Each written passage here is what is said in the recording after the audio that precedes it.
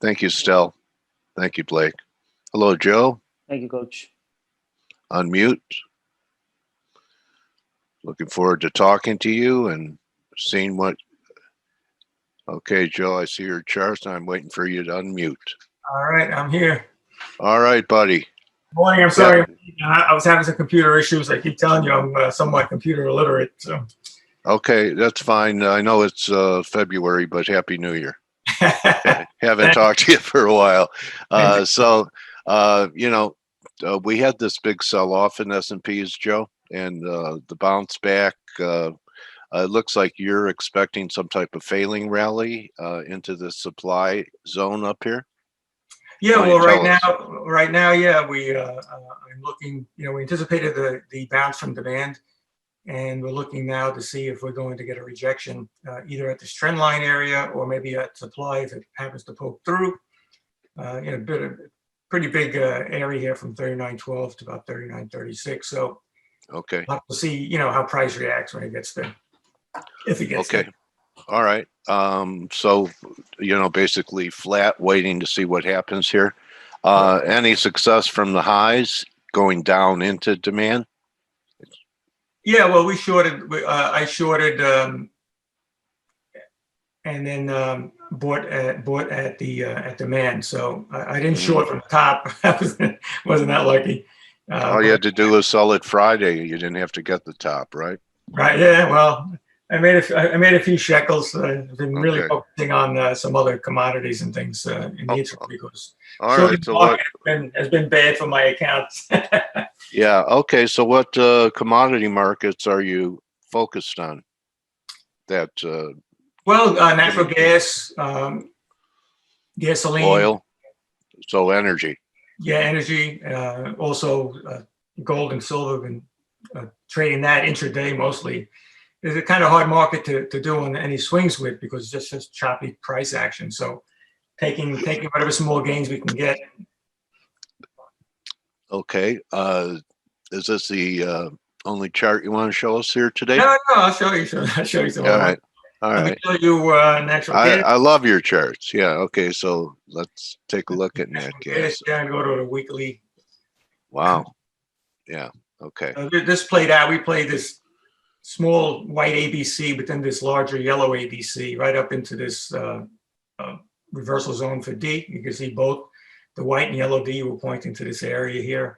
And then it got rejected, and now we're on the way down. This was all a result, obviously, of the Arctic blast that came in through the Texas and the rest of the United States. And really surprisingly, it didn't even get really above 325 area, barely. I thought maybe we could go higher, but it didn't. What do you think?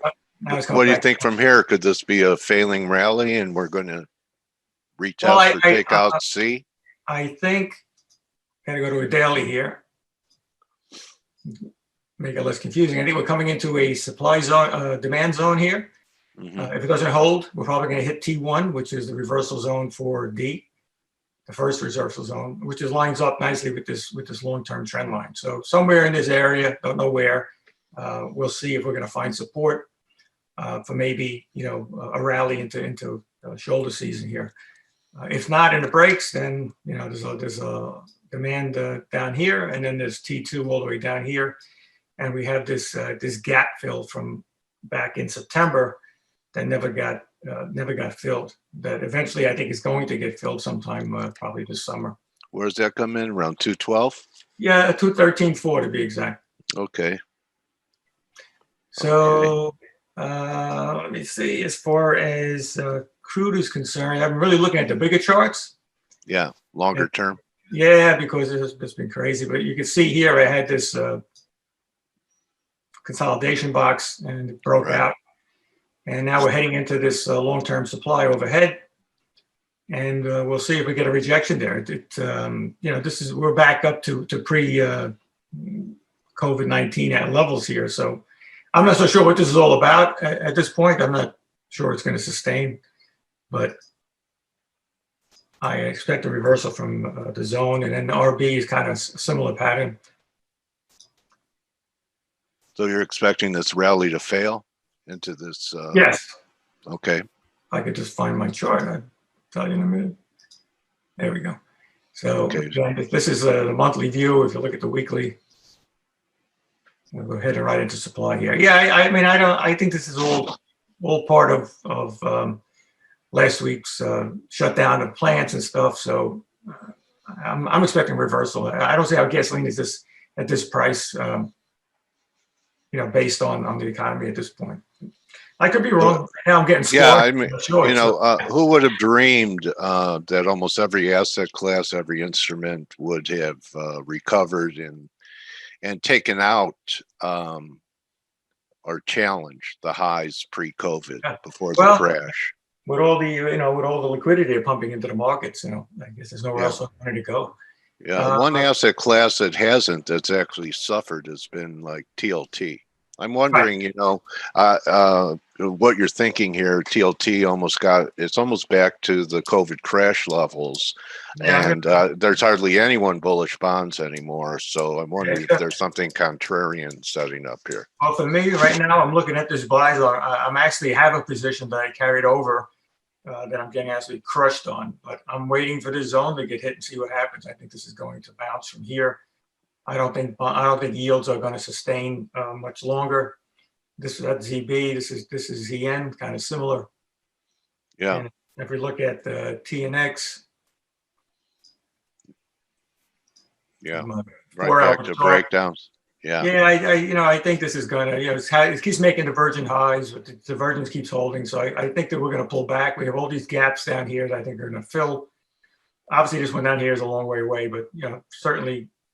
We can get here on whether the Fed does something to talk it down or increases bond purchases or something, or maybe even China. Or how about S&Ps fail from your supply side and trade at 3,700? That could bring in a little bit of a softening of rates and a little bond buying, don't you think? Yeah, there's a whole bunch of possibilities of what could be a catalyst. I'm not sure which one is going to play out. Yeah. But all I know is the government really can't afford the rates to go too much higher. No, they can't. Not with this kind of deficit. No, it's crazy. Yeah. Anything on something else that's pretty one way, Joe, and has been for a while, is dollar bearishness. And everyone's bearish for a while. I've been bullish, as you know, right? So it's just been choppy. And let me look at the monthly here for a second and show you what if I can find it.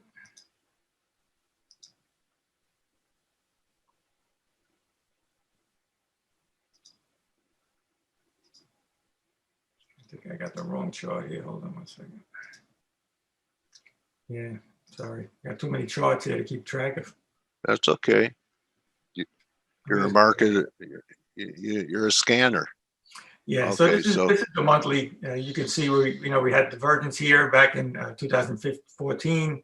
Right. Right up. Got a divergence here back in 2018. Shot back up as price came into demand. And there's long-term monthly demand. This is a strong zone, so it's going to be hard to break. I think and it's only really the second time it's been around here. So. I'm still expecting this to go higher, but this red zone here is critical. If we can't get above 94.5, then we're just going to come back down. It's going to be a dead cat bounce.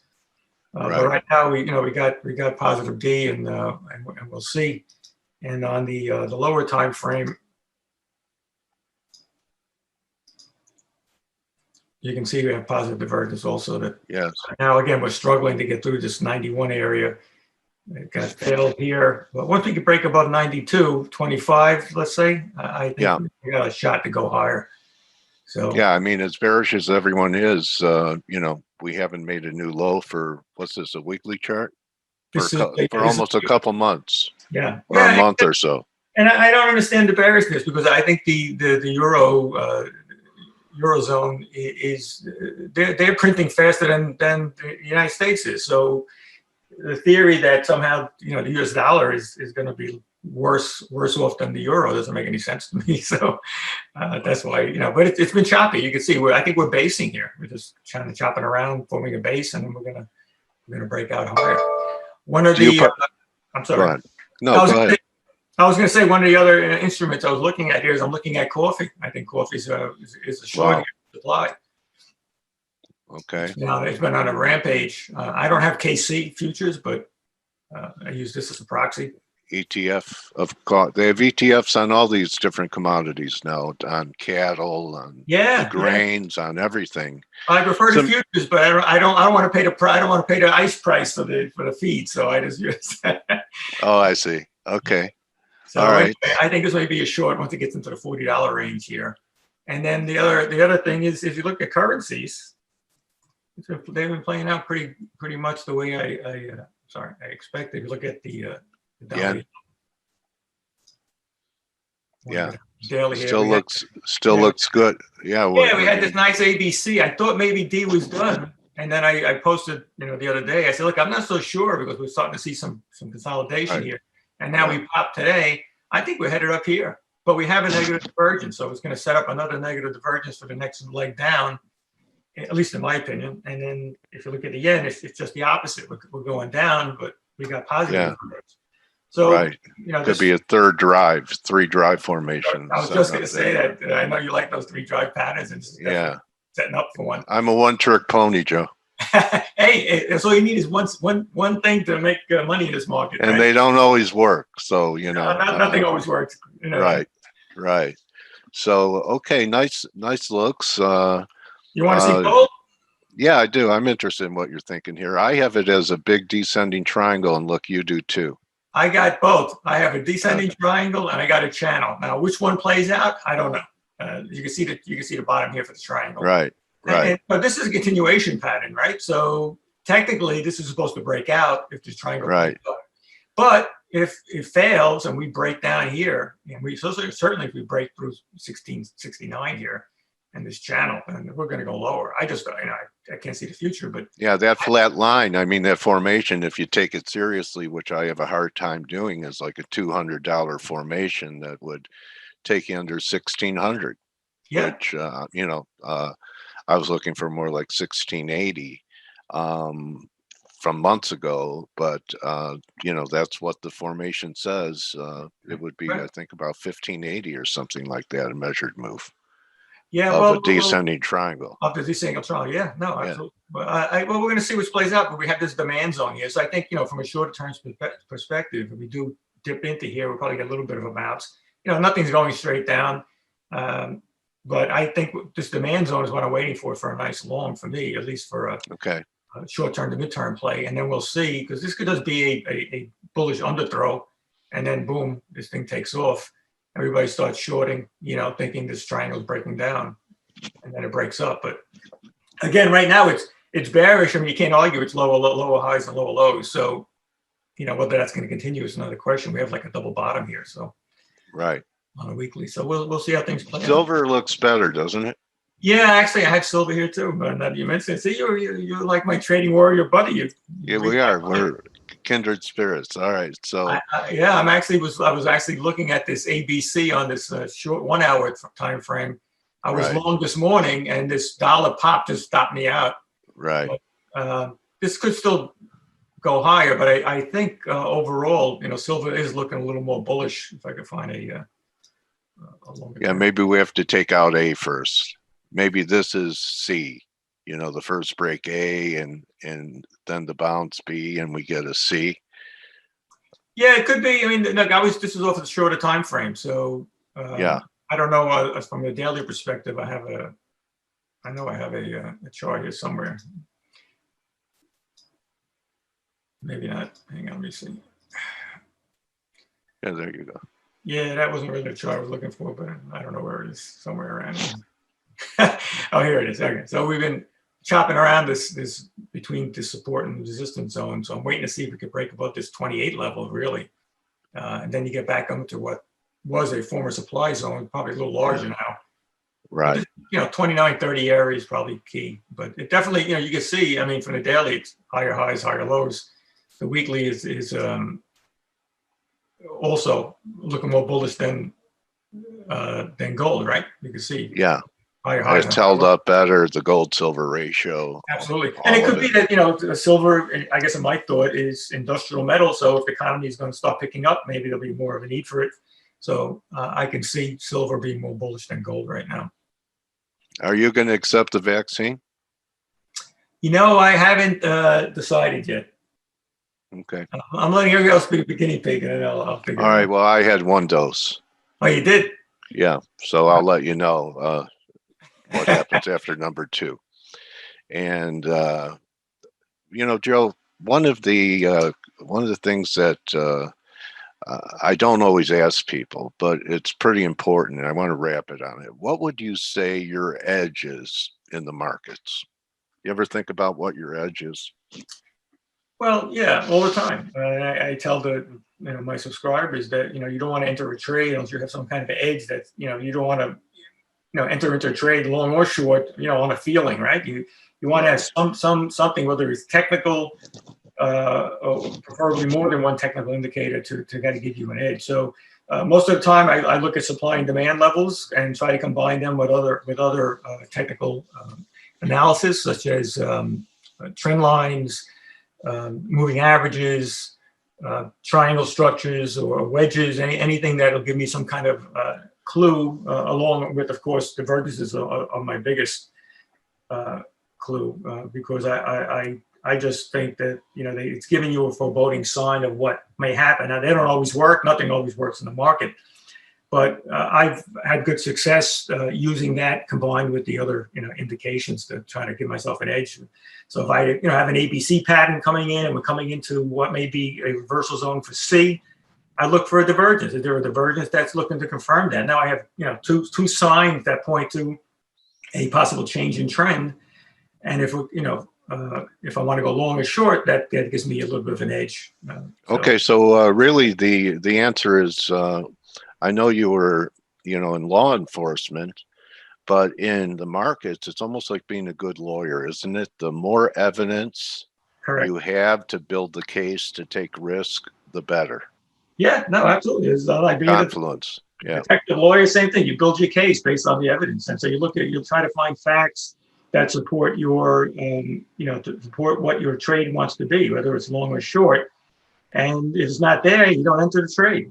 That's simple as that. Like even here, like if you look at this 30-minute on ES, we have a negative divergence that's forming because we have a higher high. Right. And then we have at least my MACD is making a lower high. So this is telling you, I was telling you when it was here, that we're right. Pullback, right? So now we're at support.